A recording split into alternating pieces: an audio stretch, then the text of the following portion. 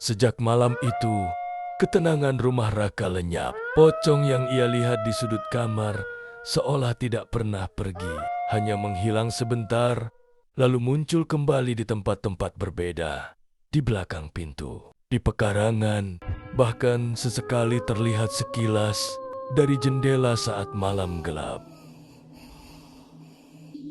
Ibunya semakin parah sakitnya, batuk darah kian sering, tubuhnya melemah seperti habis disedot tenaganya. Raka makin yakin, ucapan pocong itu bukan sekadar ancaman. Nyawa ibunya benar-benar jadi taruhannya.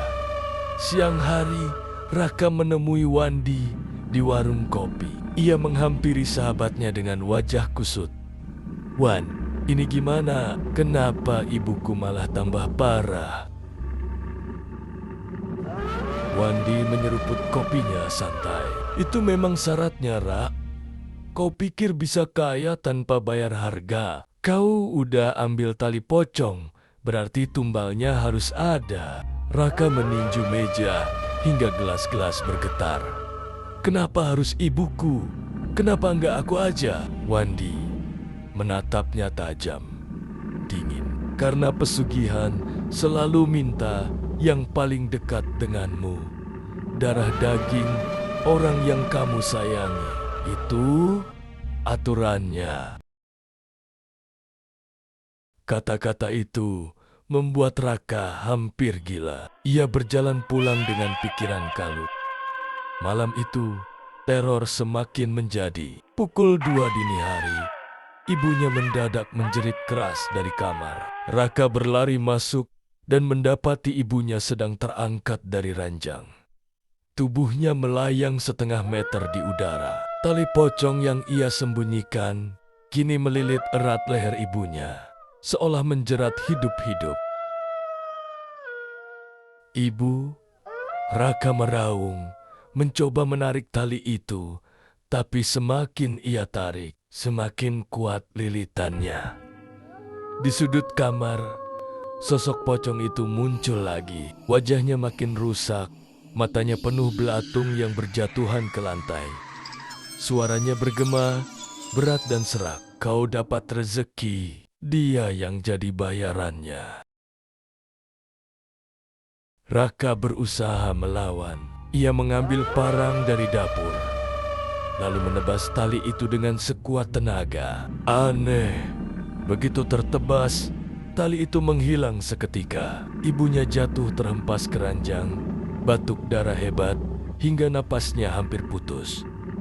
Dengan panik, Raka berlari ke tetangga untuk meminta pertolongan. Ibunya sempat mendapat bantuan dukun kampung, tapi dukun itu hanya menggeleng. Tenaganya sudah diambil sesuatu yang bukan dari dunia kita. Susah ditolong. Dari malam itu, kondisi ibunya makin drop. Nafasnya tersengal-sengal. Tubuhnya kering seperti daun layu.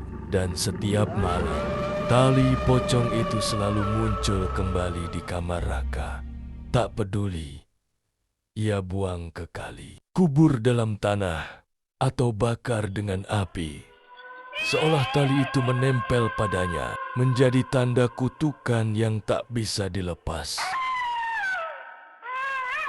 Di dalam hatinya, Raka tahu, bila ia tidak menghentikan ini, ibunya akan mati. Tapi di sisi lain, uang-uang aneh itu terus berdatangan. Bukan hanya receh atau seikat lusuh lagi, melainkan lembaran baru dalam jumlah besar.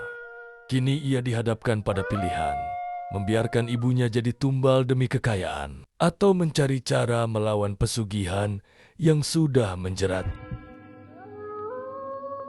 Namun bisikan pocong selalu terdengar tiap malam, dekat di telinganya. "Kau tak bisa lari. Satu nyawa sudah ditentukan, tinggal menunggu waktunya." Hari-hari berikutnya, hidup Raka berubah drastis. Tanpa ia sadari, rezeki mulai datang dari arah yang tak masuk akal. Seseorang tiba-tiba membeli tanah sawah kecil peninggalan ayahnya dengan harga tinggi. Seorang tetangga menitipkan uang investasi kepadanya tanpa alasan jelas. Bahkan malam-malam tertentu, Raka mendapati amplop berisi lembaran ratusan ribu tergeletak begitu saja di meja dapur. Padahal ia tinggal sendiri bersama ibunya yang sakit. Sekilas, ini seperti keajaiban. Namun Raka tahu, uang itu bukan hadiah, melainkan bagian dari perjanjian gelap yang sudah ia masuki. Sementara harta mengalir deras, ibunya semakin hari semakin lemah. Wajahnya pucat pasi, tubuhnya kurus, tinggal tulang. Batuk darah semakin sering, dan kini matanya sering memandang kosong ke arah sudut kamar. Kadang ia bergumam sendiri dengan suara serak. Siapa yang berdiri di situ? Kenapa dia menatapku? Raka selalu panik. Setiap ibunya berkata begitu. Ia tahu sosok yang dimaksud adalah pocong itu. Suatu malam, Raka terbangun karena mendengar suara air. Dengan langkah hati-hati, ia menuju kamar mandi. Begitu membuka pintu, darahnya seakan berhenti mengalir. Di lantai kamar mandi, tali pocong miliknya melilit sendiri seperti ular, menjulur panjang hingga ke bak air. Dan dari permukaan air yang tenang, wajah ibunya perlahan muncul bukan seperti manusia, melainkan pantulan wajah pucat dengan mata melotot dan bibir membiru. Suara lirih menggema. "Rak, biarkan aku pergi. Jangan tahan aku lagi." Raka jatuh terduduk. Tubuhnya gemetar. Ia menutup wajahnya dengan kedua tangan, berteriak sejadi-jadinya. Tapi ketika ia membuka mata lagi, pantulan itu lenyap. Hanya tersisa air yang bergelombang pelan. Esok paginya, kondisi ibunya makin kritis.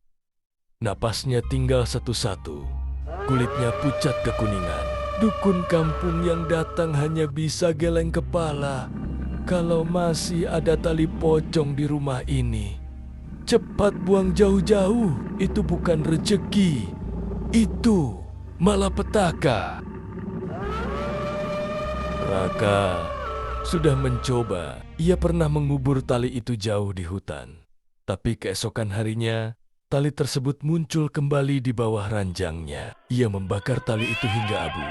Namun saat membuka pintu kamar, tali yang sama kembali tergolek di lantai, utuh seperti semula.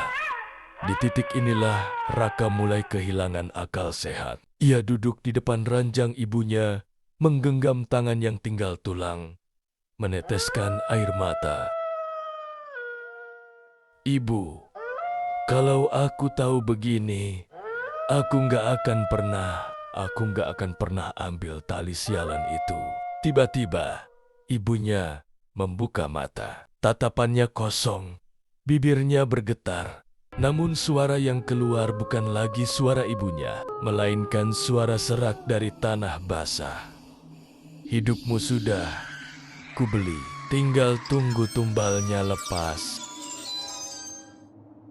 Malam itu, di saat bulan purnama menggantung, Raka mendengar suara kain diseret-seret di pekarangan. Ia mengintip dari jendela dan melihat sosok pocong berdiri tepat di bawah pohon mangga. Namun kali ini, pocong itu tidak sendiri.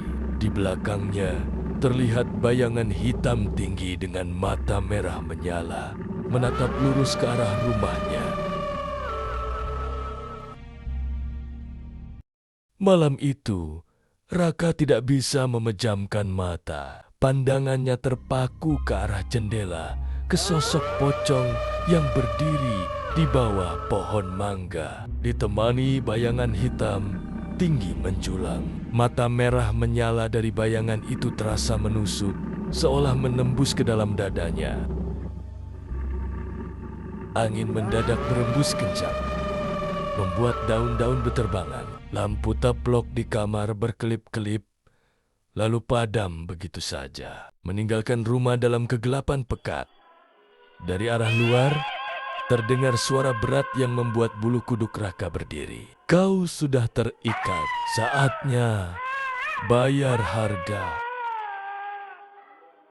Tiba-tiba, pintu rumah berderak keras, terbuka sendiri. Sosok bayangan hitam itu masuk. Tubuhnya tinggi, jauh melampaui atap rumah.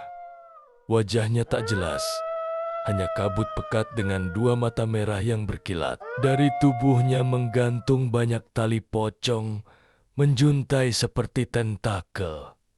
Raka mundur, tubuhnya gemetar. Jangan ambil ibuku.